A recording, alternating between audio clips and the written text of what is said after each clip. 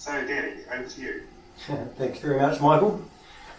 Right, well, I had a little introduction about me and my life, and if you go to my website, you'll see a video of this very talk. And I just want to ask you guys, when you hear the word dyslexia, what's the first thing you actually think of? Would I be right if I said that people who spell words backwards or get them around the wrong way maybe even have a little bit of a problem with numbers? So I'm hoping that you don't think people who can't spell are actually stupid. Well, I grew up thinking I was stupid after going through the school system. And I was quite pleased to find out there were some very clever people in the world that shared my gift of dyslexia, such as John Lennon, Nigel Kennedy, Walt Disney, Tommy Hilfiger, apparently Einstein, Richard Branson, John Britten, and the guy that invented the light bulb, Abraham Graham Bell. So I'm not here today to convince you guys I'm not stupid. I just want to give you a little bit more of insight of what it's like living with dyslexia. So I'm 50. Would you believe I don't know the alphabet?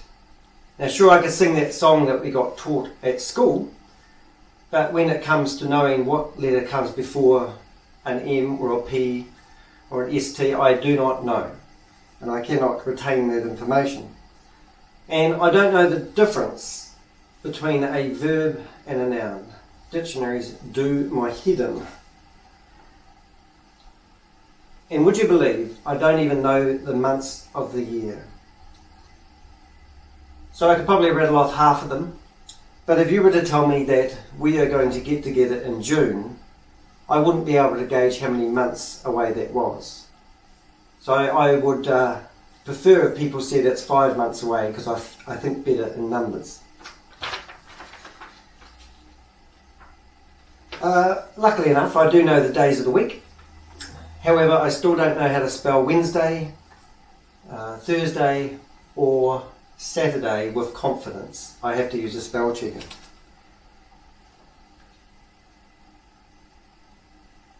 So half my life, everyone's been trying to teach me how to read and write.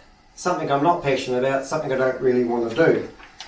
So at the age of 23, I thought I'd do something about it myself, and I decided to go along to Spelled Canterbury and to be tested, and just to see whether I were dyslexic, because I've never been diagnosed, as they say. And they told me that I had a reading level of a 9.3-year-old, what I actually thought was quite good at the time. And I said, so what can I do about it? So they said, well, you could hire a personal teacher and you could learn to read and write. So humour me, I did. 2 times a week I went to my personalised reading teacher and they taught me the difference, how to sound out words phonetically. And that was all good for a little bit. However, at the end of the 12 months, with hand on heart, I can say I actually retained nothing I got taught, except you can actually unlock a door with a key and you can park a yacht beside a key. Things like that I retained, but what use is that to me, I do not know. So it was around about 1993, I struggled to get work. When I left school at the age of 14, I decided to knock on people's doors and ask them if they'd be interested in hiring me because I had a gardening business. And they would promptly say, how much do you charge? And I'd say $10 an hour. And they'd say, that sounds great. And then I'd say, can I use your lawnmower?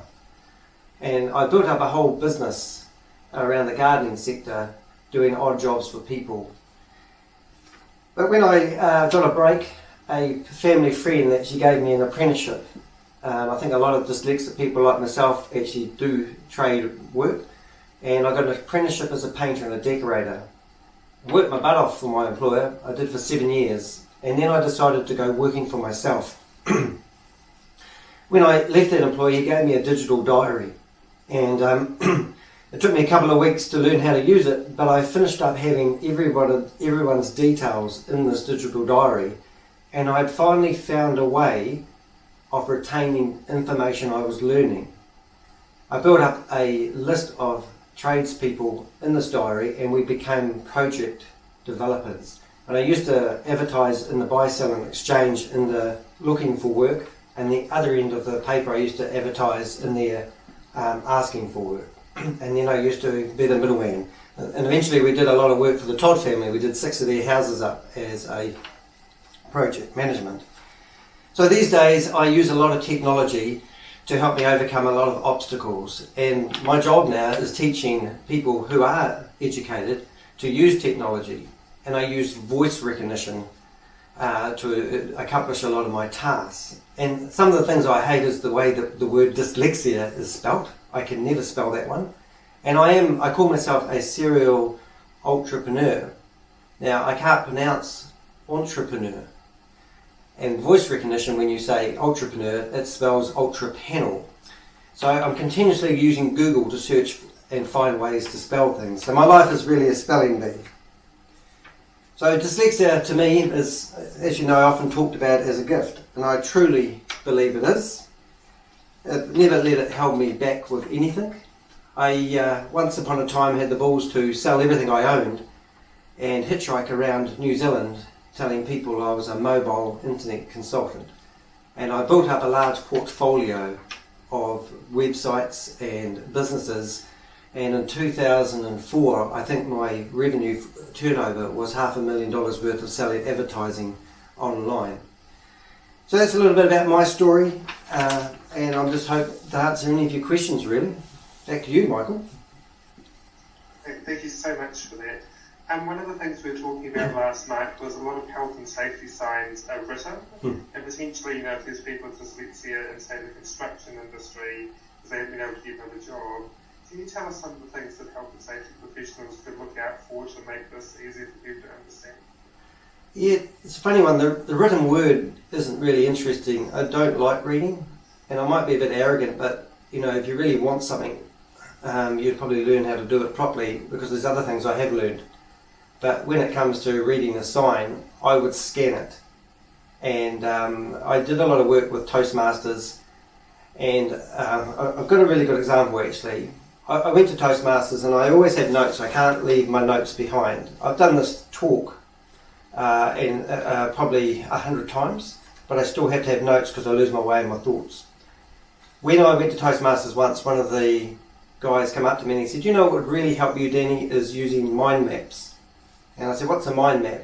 And do a search, look it up. But what I was doing with my words was I was actually bolding the important words. With a mind map, you can do exactly that. You can just point out the key words. So often when I'm doing a talk these days, I'll use a mind map, and it's like a tree and it's got branches. And I believe that if you were looking at doing signage, theoretically just bolding the real important words for dyslexic people would help them pick those words up.